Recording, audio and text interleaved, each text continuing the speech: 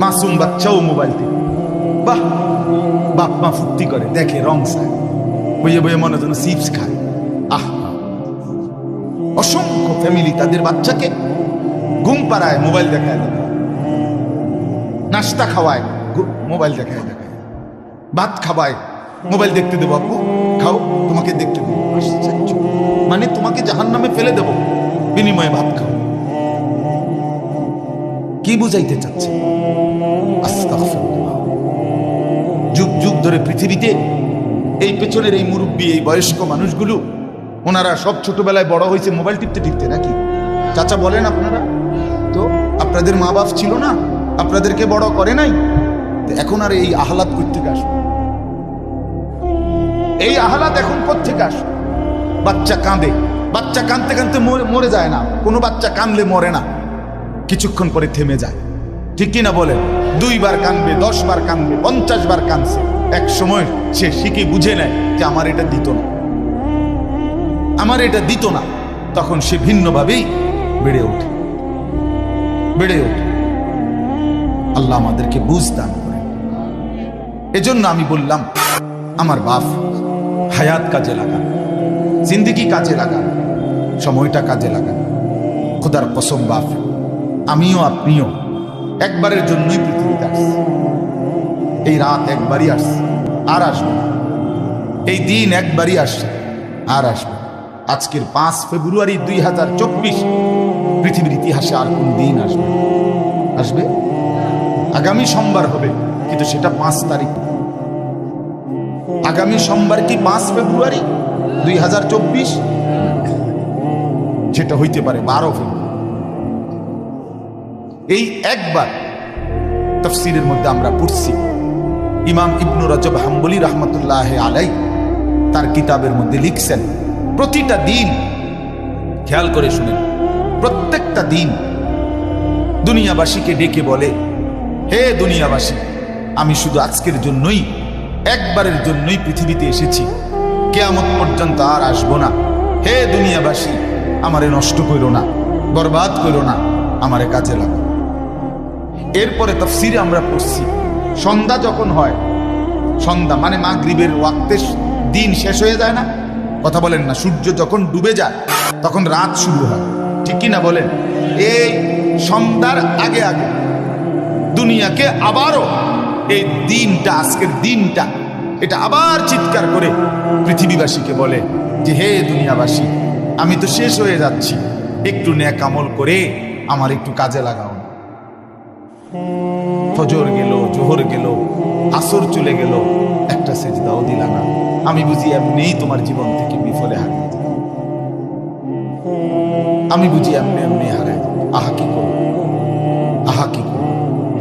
এভাবে প্রতিটা রাত পৃথিবীবাসীকে ডেকে বলে, হে দুনিয়াবাসী, আমি একবারের জন্যই এসেছি, আর আসবো না, তোমরা আমারে নষ্ট করো না, কাজে লাগো।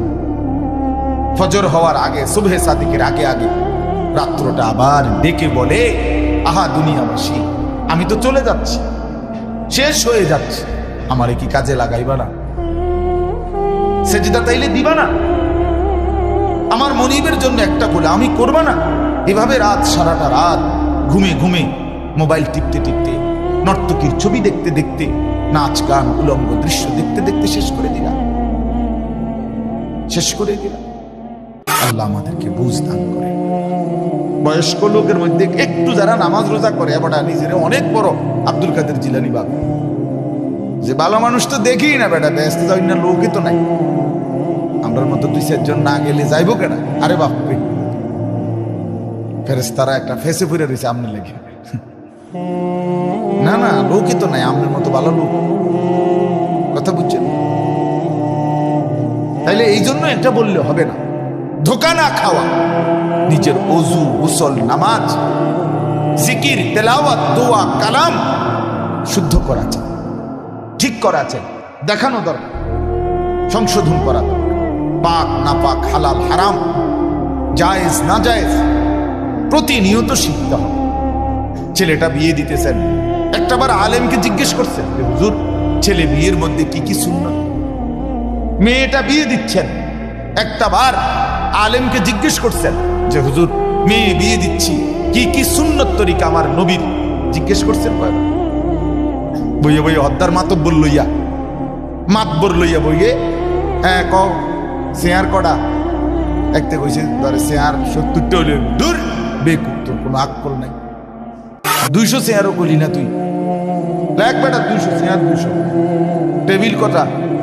এই টেবিল কয়টা কয়জন করে বইতে আরে 6 জন করে দে 8টা 6 8 মানে এডি ঠিক করে বইয়া বই চেয়ার কয়টা, টেবিল কয়টা, বদনা কয়টা, লোডা কয়টা, নুনের বাড়ি কয়টা, পেঁয়াজ কদ্দুর, সাইল কদ্দুর, খিরা কদ্দুর, টমাটো কদ্দুর, হ্যাঁ গেট হবে কোথায়, বিয়ার খরচ কয়টা, বাজে খরচ কয়টা, হাইয়েস্ট বাজ দিয়ে যে বেড়া বেড়ি একসাথে যাইব, হ্যাঁ অসভ্যরা যে বেপর্দা একসাথে এক গাড়িতে সাইপা বইয়া যাইব, হ্যাঁ এডি গাড়ি লাগবো কয়টা, এই সব ঠিক করে খালাস এই খানা দানা পেঁয়াজ রসুন ভাত তরকারি চাল ডাল এই অনুষ্ঠান শেষ। হুজুর রে গিয়া বলে আসছে হুজুর রবিবারে মাইয়াগার বিয়া, দুপুরে গিয়া দুগা ভাত খাইয়া শেষ। হুজুরের লগে সম্পর্ক এতটুকু যে দুপুরে গিয়া দুগা ভাত খাইয়া। একজন আলেমে দ্বীন আপনার মসজিদের ইমাম, তার শুধু এটাই দায়িত্ব যে আপনার মেয়ের বিয়ে আপনি এবং আপনাদের মন মতো হবে, আর উনি দুপুরে গিয়া শুধু দুগা ভাত খাইয়াইব, এই তো না কথা ছিল। এই হায় রে বদনসিব জাতি, দুর্ভাগা জাতি। আমরা দিন শিখতে চাই না, অথচ নিজের প্রয়োজনেই শেখা উচিত। আপনাদের প্রয়োজন, নাতিরে মাদ্রাসা দিছেন, ছেলে মাদ্রাসায় পড়ছে, আপনার নাতি হাফেজ হইছে, খোদার কসম বাপ এই কারণে আপনার যে অশুদ্ধ কোরআন শরীফ আপনার নিজেরটা, এটার মাফ মিলবে না। আমি সাফ বললাম। আমার একদিন একজনে কইছে, আমি একজনে কইলাম যে চাচা আপনি কোরআন শরীফ শুদ্ধ করেন, আল্লাহর রহমতে আমার নাতি 3 জন হাফেজ। আমার কি কইল, কি এর লগে কি কইল দিলেন। আবার মানুষের আমলের সংখ্যার চাইতেও বেশি সৌন্দর্য দেন। লিয়াবলুয়াকুম আইয়ুকুম আহসানু আমালা। আল্লাহ তাআলা বলেন আমি তোমাদেরকে দুনিয়ার হায়াত দিয়ে পরীক্ষা করছি তোমাদের আমল কার কতটা সুন্দর। এজন্য এখানে কামিয়াতের চাইতে কাইফিয়তের দাম বেশি,